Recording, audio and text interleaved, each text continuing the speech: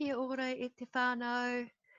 Hi to everybody from Aotearoa, New Zealand.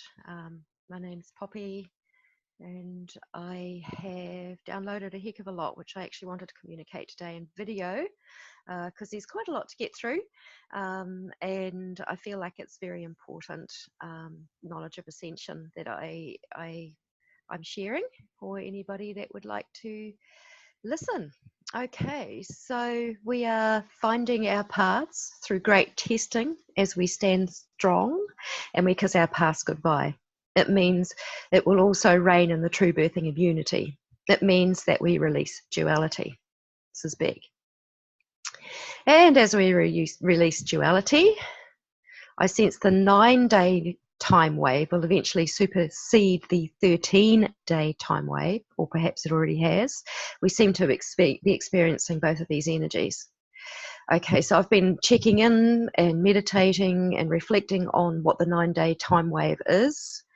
I've been encouraged to do that, and I feel that it's very important to do that. So I'm going to try and explain some of that to the best of my ability as to what I have picked up. Okay, so the 13-day time wave, it still lends itself to the energy of duality. And the 9-day time wave that synchronizes with the peaks and troughs of the 9th wave is helping us rise above it in unity. So the 9th wave is the top level on the pyramid.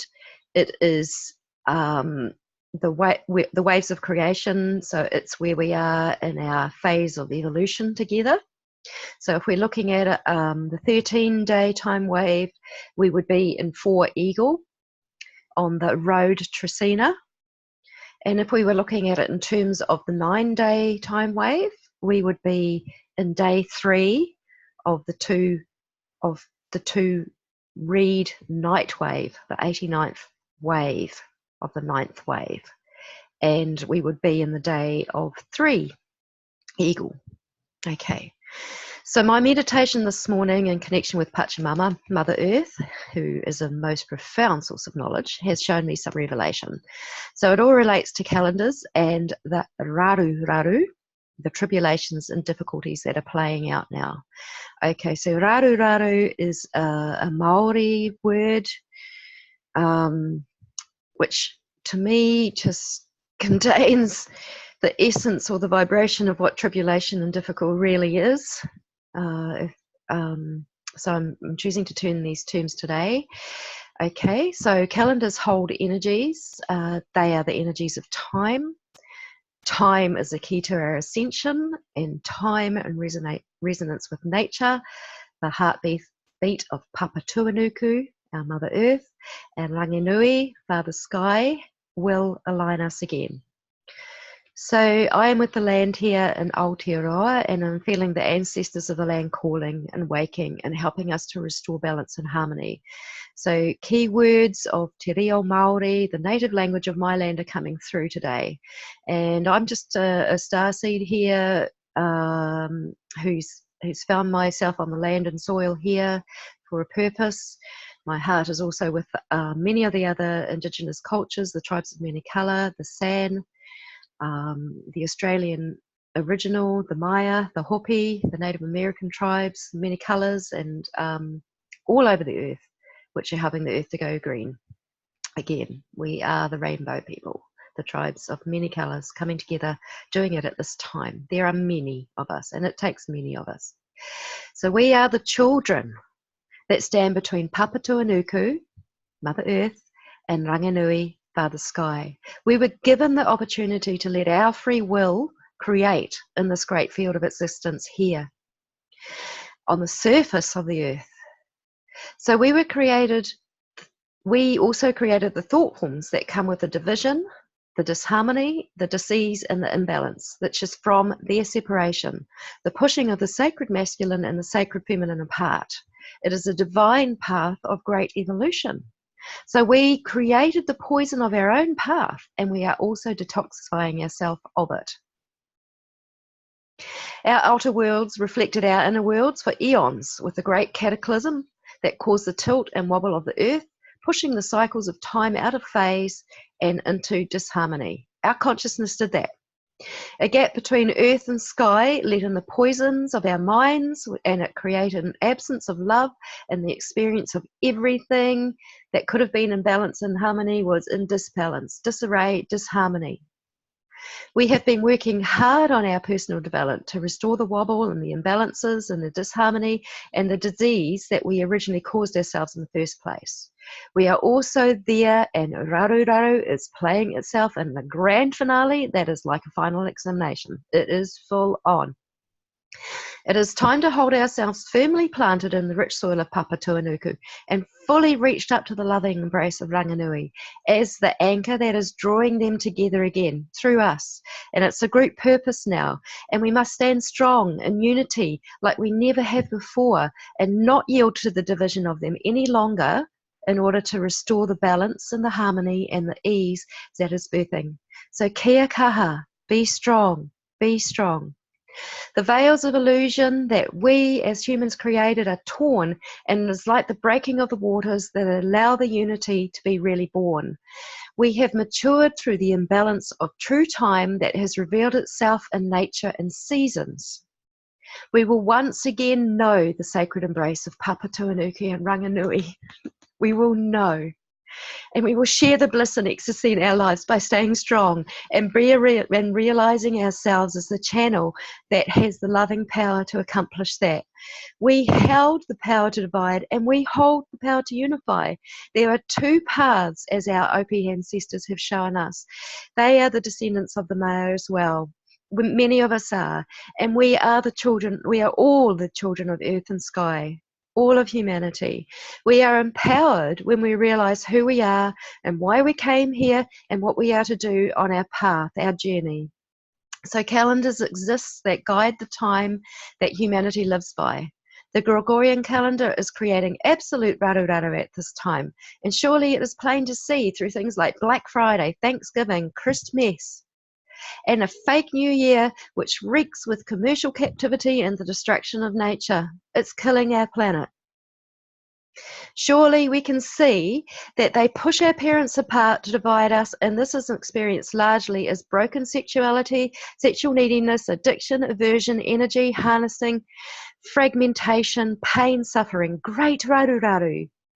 And I am going to put a little bit of my personal snippet of my experience in here. Yes, I was a victim of satanic ritual abuse. I was brought into this world with this thing that was playing out as a child. I had strong experiences of it. It has taught me a heck of a lot on how to be strong.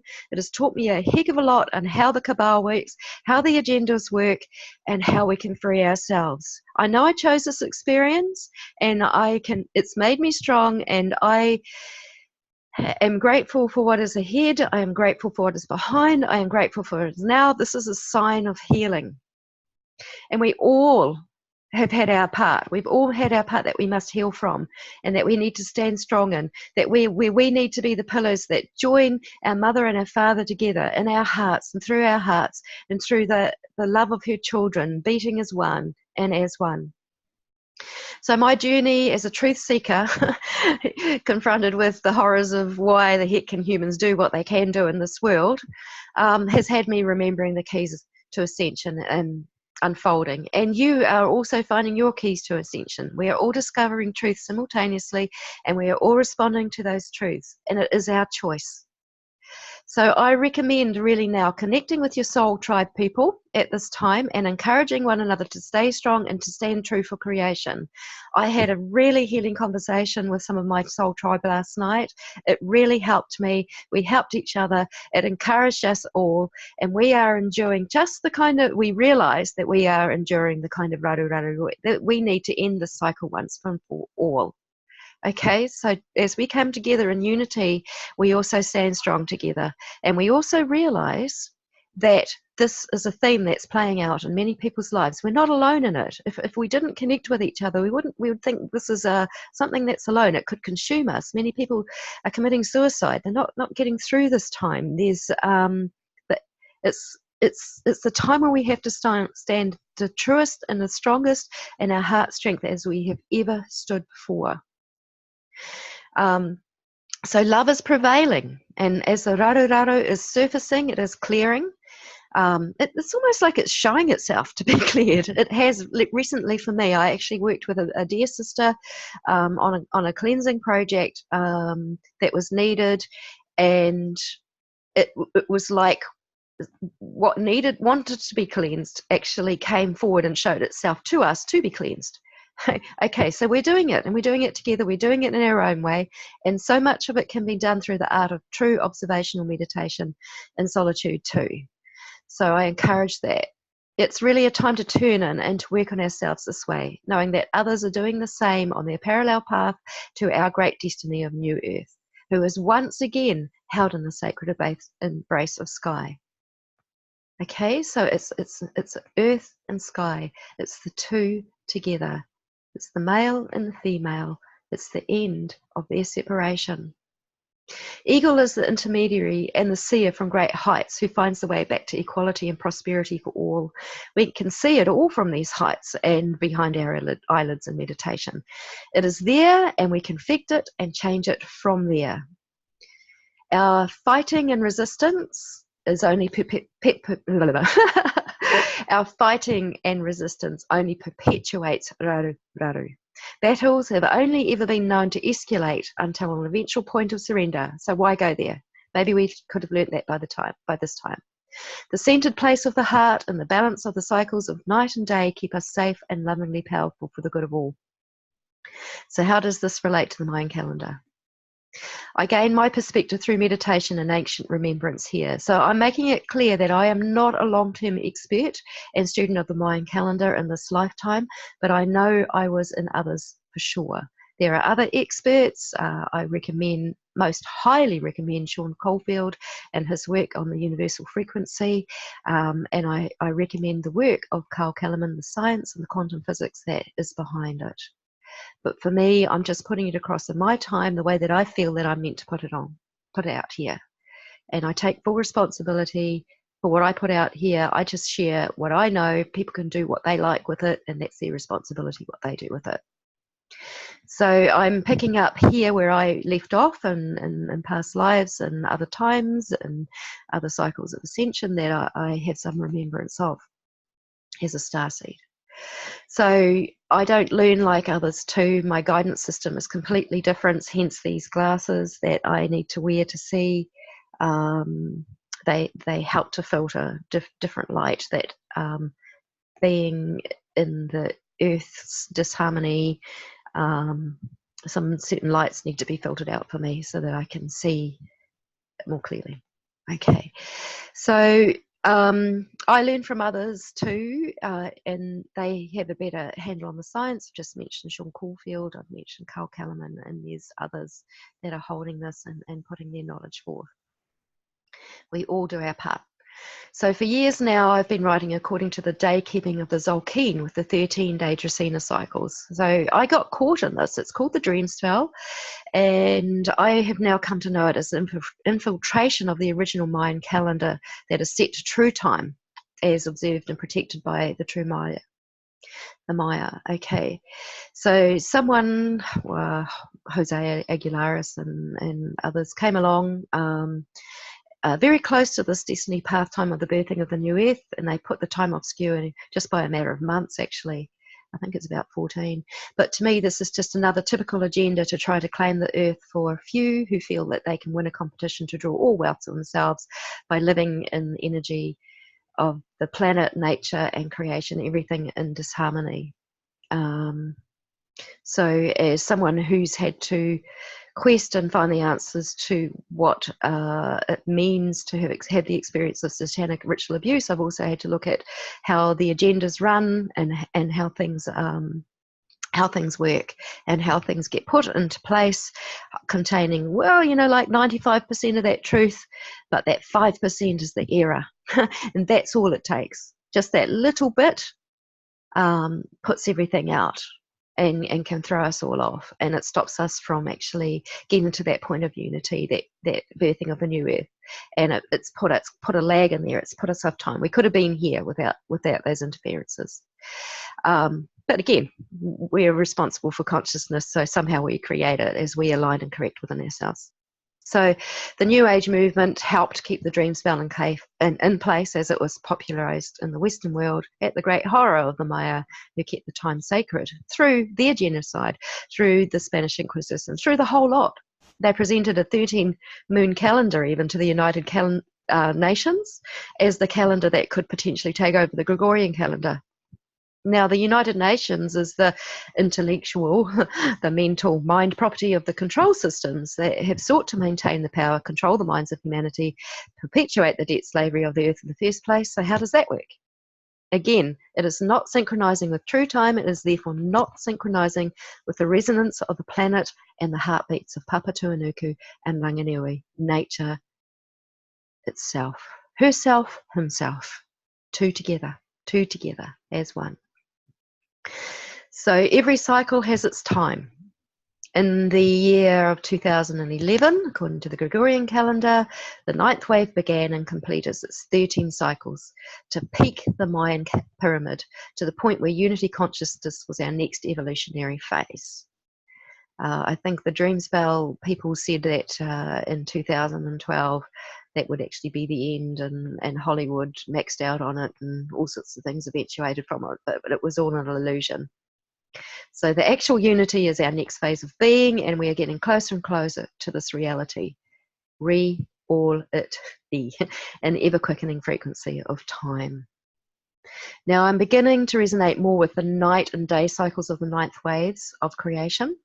Little is known about the tones or the resonances of the 9 days of this cycle because it is actually new to us.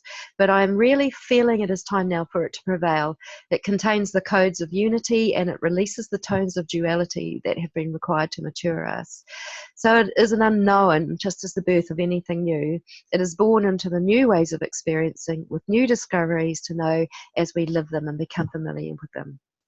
So in this 9-day time wave, we would be on the third day of the Reen wave, energies, the wave where we would be the strong pillars that connect Papatuanuku and Ranganui, Mother Earth and Father Sky, the perfect balance of our spirituality, resting in the heart where our soul is called back to our body and we are whole and complete again.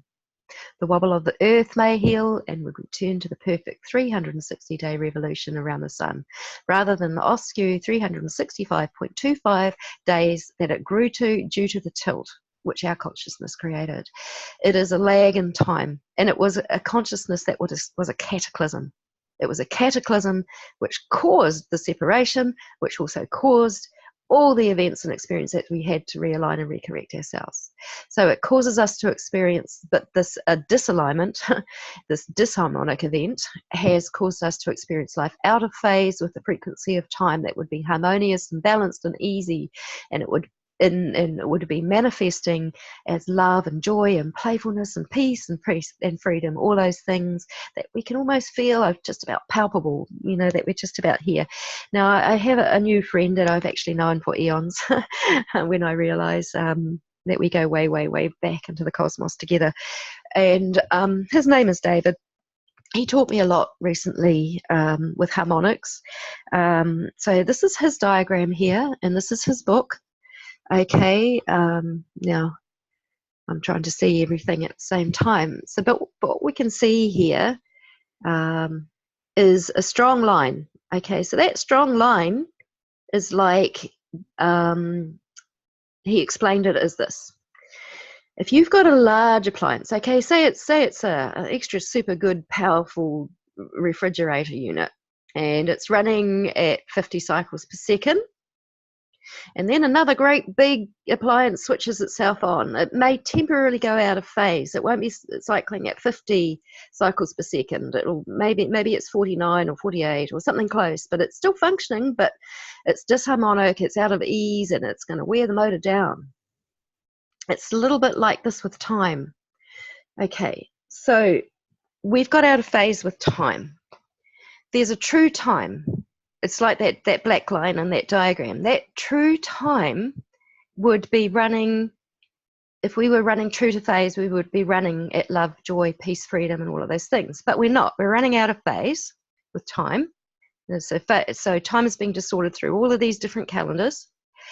And here we have dis-ease, disharmony, and imbalance. Now I'm just going to find the other diagram, another one that he gave, and I want to acknowledge David. Okay, so this one here is showing the human body, and it's showing the waves of time as they go through the human body in a complete solar year. Okay, a 360-day revolution, and then we have that extra 5.25 days, which is kind of like a gap, which has gotten and it's put everything out of phase. It's caused the disease, the disharmony, and the imbalance to happen. So our consciousness put it out, and our consciousness will put it right. Okay, I think he even goes as far, this friend, to call that little part where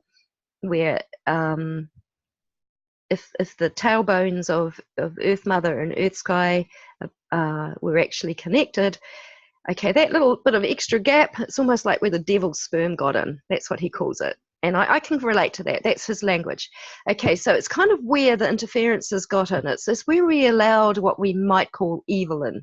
Okay, these are all concepts. But anyway, whatever it is, our consciousness can correct it.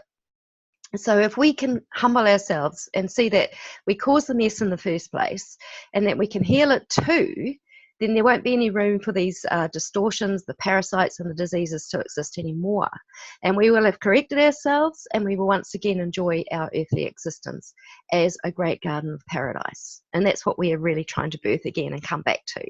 So, kia kaha, let's do it. We can. It's our primary focus. It's my primary focus right now. I'll own that for myself. I love the earth. I'll do what I can to help to free her, myself, and others. And this time, and I share this message with hope and with love. Be blessed. We are one.